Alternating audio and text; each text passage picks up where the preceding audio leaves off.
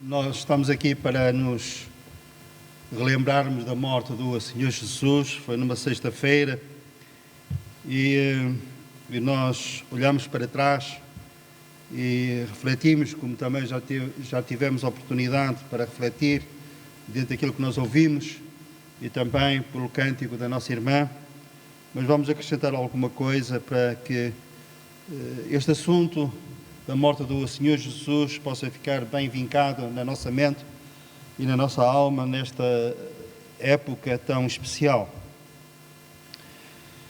Porque é que Jesus morreu? Ele morreu por razões humanas.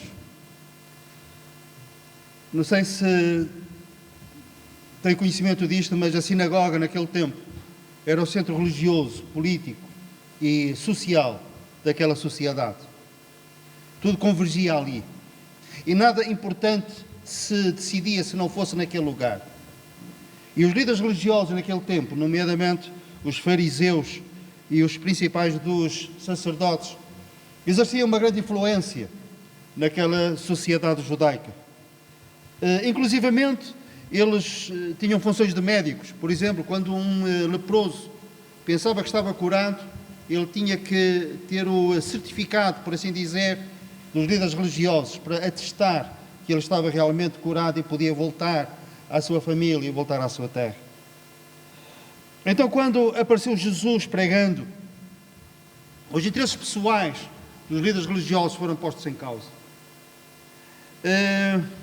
Havia também uma cegueira espiritual e uma teimosia em não quererem reconhecer aquilo que estava à vista de todos. Alguns, como Nicodemos, cientes daquilo que Jesus era, de quem ele era, melhor direi, ele foi de noite ter com Jesus. E ele disse uma coisa que qualquer líder religioso naquela altura poderia ter dito: nós sabemos que tu vens de Deus, porque ninguém pode fazer as coisas que tu fazes se Deus não for com ele. E lá no seu íntimo eles sabiam que Jesus era quem ele dizia que era, mas a teimosia e a cegueira espiritual não lhes permitia. Pilatos tem uma frase que espelha esta realidade. Quando ele desafiou o povo a escolher entre Jesus e Barrabás, nós lemos que ele sabia, estou a ser textual, ele sabia que por inveja o tinham entregado. No fundo, os líderes religiosos tinham inveja de Jesus, inveja do poder das suas palavras. E o povo dizia abertamente: nunca ninguém falou como este homem. Eles tinham inveja porque eles diziam: os sinais que ele faz, nós não os podemos contestar. E em vez de se renderem a esse facto, eles combinavam entre si como poderiam matá-lo. As suas obras vinham de Deus, as suas palavras causavam impacto e as multidões seguiam-no.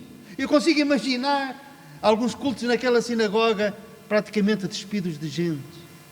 Porquê? Porque as multidões iam seguindo Jesus e eles não puderam aguentar, eles não conseguiram aguentar esta preferência do povo em relação a Jesus. E então, razões humanas, inveja.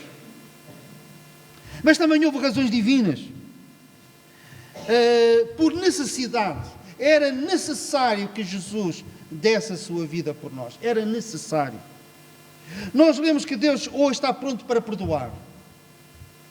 Ele tem as suas mãos estendidas para todo aquele que quiser ter o seu perdão. Deus pode perdoar.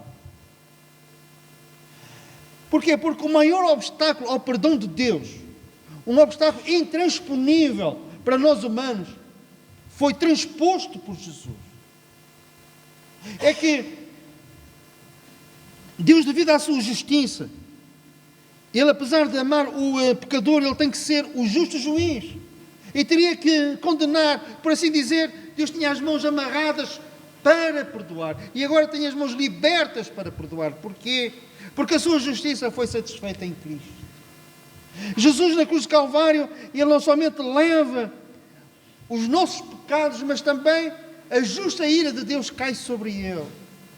E agora Deus pode perdoar e pode salvar perfeitamente todos aqueles que por Jesus se chegam a Ele. Nós tínhamos necessidade de um justo sofrer por nós os injustos. o santo a morrer por nós pecadores. E agora Deus é livre, está liberto para perdoá-los. Mas Jesus morreu também por causa dele mesmo. A Bíblia aponta, nessa eternidade passada, haver um conselho entre a Trindade de Deus.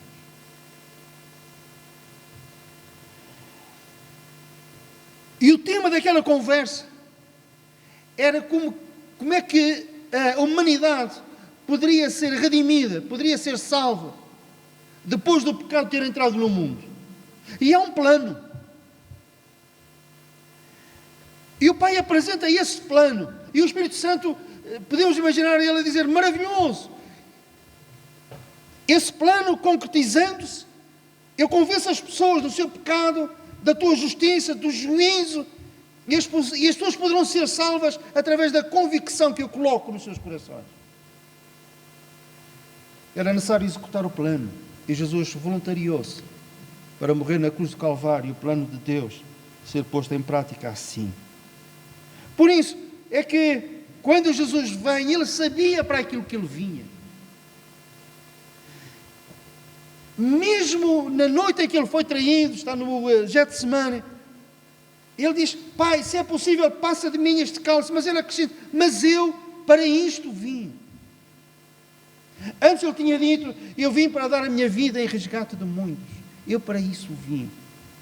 Então Jesus voluntariou-se, ele prontificou-se nessa eternidade passada para executar esse plano de Deus, morrendo a nosso favor na cruz de Calvário. E chegada a hora, ele o fez. Ele não iria recuar. Ele não iria voltar atrás. Ele sabia, precisamente, o que estava diante dele. Mas, apesar disso, e agora vamos para o nosso versículo, ou para os nossos versículos. Jesus está no Getsemane, na noite em que ele foi traído, que foi também retratado pela Clarice. E há um texto no Evangelho segundo Mateus que requer a nossa atenção num dia como hoje. Porque este texto expressa os sentimentos que Jesus teve naquela altura. E se calhar nós vamos ficar surpreendidos com aquilo que vamos ler em Mateus capítulo 26, a partir do versículo 36. Mateus capítulo 26, versículo 36 a 39. Em seguida, foi Jesus com eles. Com quem? Com os discípulos, com os apóstolos, com quem ele tinha comido a ceia pascal. Ele foi com eles a um lugar chamado Getsemane e disse a seus discípulos, assentai-vos aqui enquanto eu vou ali orar. E levando consigo a Pedro e os dois filhos de Zebedeu, isto é, Tiago e João, começou a entristecer-se e a angustiar-se. Então lhes disse, a minha alma está profundamente triste até à morte. Ficai aqui e vigiai comigo. Adiantando-se um pouco, prostrou-se sobre o seu rosto, orando e dizendo, meu Pai, se é possível, passa de mim este cálice. Todavia, não seja como eu quero, e sim como tu queres. Reparem, qual é o estado, os sentimentos do Senhor Jesus nesta altura? Reparem, ele começou a entristecer-se, a angustiar-se. Mas era uma tristeza tão profunda. Vinha do âmago do seu ser, do seu íntimo mais profundo. A minha alma está profundamente triste até à morte. Reparem. A tristeza e a angústia do Senhor Jesus era de tal ordem que havia a possibilidade de ele morrer ali. É ele que diz, a minha alma está profundamente triste até à morte. Qual a causa daquela tristeza? Nós muitas vezes pensamos e concentramos-nos no sofrimento físico que Jesus experimentou ao ser crucificado. E realmente era uma morte terrível. Era tão terrível que nenhum romano poderia ser sentenciado à morte de cruz. Era só para os gentios, para aqueles que não eram romanos. A pessoa agonizava durante vários dias ali crucificado. Mas outros também foram crucificados, nomeadamente quando Jesus foi, houve mais dois salteadores que foram crucificados, um à sua direita e outro à sua esquerda. Apesar de ser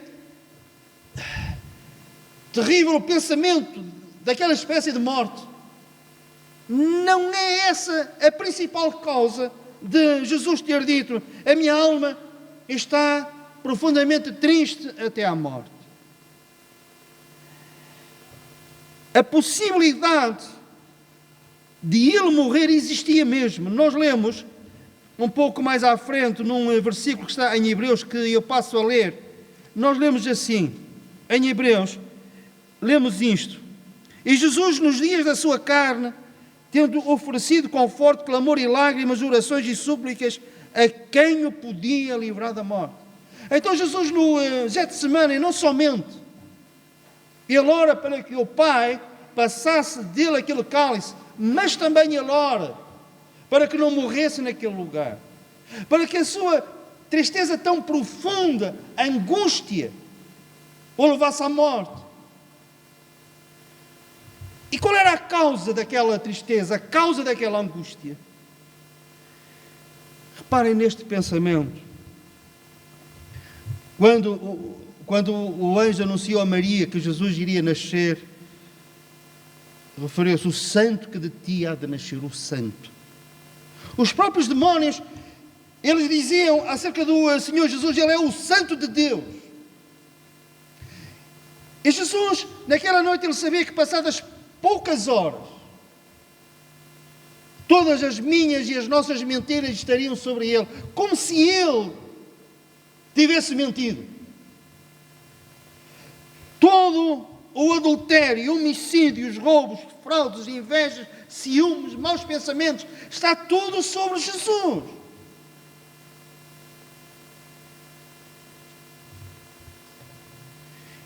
E perante uma lista infindável de pecados, e ele assina por baixo, assumindo a culpa de cada um daqueles pecados. É como que ele diga: os pecados do Pedro são meus, os pecados da Clarice são meus, os pecados do António são meus.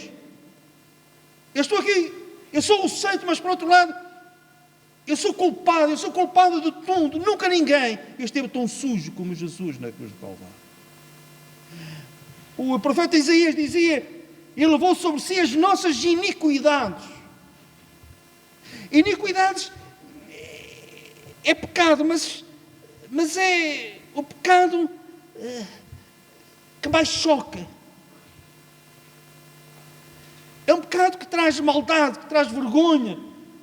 E Jesus não somente leva os nossos pecados, ele leva as nossas iniquidades. E ele então, ao visualizar aquilo que iria acontecer, passadas poucas horas na cruz do Calvário, ele diz que a sua alma está profundamente triste até à morte.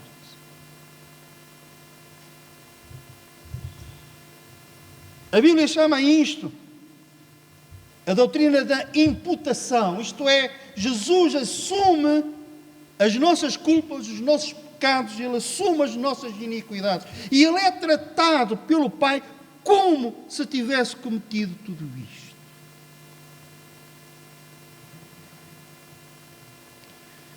E nós conhecemos o resto da história, o resto dos acontecimentos, quando Jesus do alto da cruz diz: Deus meu, por que me desamparaste? O Salmo 22 diz: todas as tuas ondas e vagas, as ondas e vagas da ira de Deus caem sobre ele.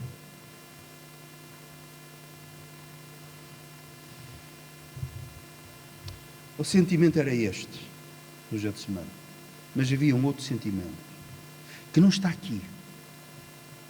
Mas nós, juntando outros textos da palavra de Deus, nós podemos acrescentar a este. É um sentimento diferente. Alegria. E vocês pensam: mas um quadro assim tão tristonho, tão medonho, de angústia, de tristeza, mas uma tristeza que podia levar à morte. Onde é que cabe aqui a alegria? A outra face da moeda. Em Hebreus nós lemos que Jesus, pelo gozo que lhe estava proposto, gozo é uma alegria redobrada. Pelo gozo que lhe estava proposto, ele suportou a cruz e desprezou a vergonha, desprezou a afronta. Mas que alegria era esta? Era a alegria de saber que por causa da sua obra levaria muitos filhos à glória. Amém? Era a alegria que vinha do facto de saber que nos anos idos de 1975 eu me iria converter. E ele viu que era necessário fazer a sua obra para que isso acontecesse. Em relação à conversão de cada um, ele viu. E então havia uma tristeza profunda, uma angústia, mas também havia gozo, havia alegria, porque ele sabia que um dia iria dizer ao Pai: eis-me aqui a mim e aos filhos que tu me deste. Ele viu a igreja, sem mácula, ruga, ou coisa semelhante, mas santa e irrepreensível. E tudo isto é possível por causa da sua obra na cruz de Calvário. Cristo amou a igreja, assim mesmo se entregou por ela, e a igreja vai brilhar por toda a eternidade. Uma glória excelsa. A palavra de Deus diz que nos espera um peso de glória acima de qualquer comparação. E de onde vem esta possibilidade? Isto, quando isso se vai tornar realidade, deve ser este facto de Jesus ter ido até ao fim. O facto de Ele ter derramado o seu sangue que nos purifica de todo pecado. O facto de Ele ter pago o preço, a ponto de poder dizer: está consumado, está feito, está pago. Não há obra com repercussões tão grandes pela eternidade fora como esta obra. É incomparável. Os grandes feitos dos homens, todos juntos, não são nada comparado com a obra que Jesus realizou na cruz. Quanto muito pode mudar a história de alguém, temporária, durante algum tempo, mudar a qualidade de vida, mudar a qualidade de um povo, a história de um povo, de uma nação. Mas com o tempo tudo isso vai diluindo, esvaziando. E em relação a cada um de nós, quando nós passamos para a eternidade, a morte, tudo se esvai. Mas a obra que Jesus realizou tem não somente repercussões, consequências aqui e agora, na nossa vida, mas pelos séculos dos séculos, por toda a eternidade.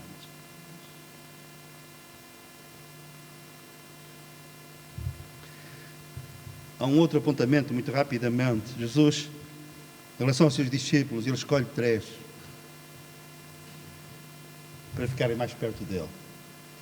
E ele disse: a minha alma está profundamente triste até à morte. Ficai aqui e vigiai comigo. Ficai comigo. Isto mostra-nos a sua humanidade. Às vezes, em relação aos nossos amigos, não é preciso muitas palavras, grandes atos, quando eles estão em dificuldade, quando estão em alguma prova, em alguma angústia, tristeza profunda. É só ficarmos ali. Não é preciso dizer muito. Se calhar até não é preciso dizer nada. Nós dizemos ao nosso amigo: fica comigo. E ele ficar comigo. E ele ficar connosco. Ficai comigo. E perante a sonolência e o sono deles, ele volta a pedir para que fiquem com ele. E à terceira vez, ele desiste de pedir, mas não desiste deles. Não pede mais. Mas, tendo amado os seus que estavam no mundo, amou-os até ao fim. Mesmo eles estando adormecidos, com alguma indiferença em relação à sua dor. Este é o nosso Salvador. Este é aquele que veio por minha causa e por tua causa. Este é aquele que nesta noite, profundamente triste, angustiado, ele prostra-se perante o Pai. Ele deita-se no chão, mãos estendidas, se calhar levantando a cabeça para o céu. Ele diz: Pai, se é possível, passa de mim este cálice, mas faça-se não a minha, mas a tua vontade. E a vontade era esta: era ir até ao fim, dar a sua vida por nossa causa. E Ele o fez. E agora Deus tem as mãos livres para nos perdoar. A sua justiça e a sua santidade plenamente satisfeitas em Cristo. Por isso é que quando nós nos dirigimos a Deus, Ele, como o Pai do Filho pródigo, Ele não fica de braços cruzados à varanda à espera que nós nos aproximemos mais. Ele, como o Pai do Filho pródigo, Ele corre para nós, para nos abraçar. Um abraço de perdão. Tem as mãos livres para perdoar. Se hoje fores a Jesus, por fé, tendo em mente tudo isto e o significado da vinda do Senhor Jesus, da morte dele na cruz do Calvário, serás acolhido, serás recebido. Os teus pecados serão perdoados. E uma eternidade de glória espera o povo de Deus. Esperará também a cada um individualmente daqueles que creem em Jesus. Amém. Deus nos abençoe.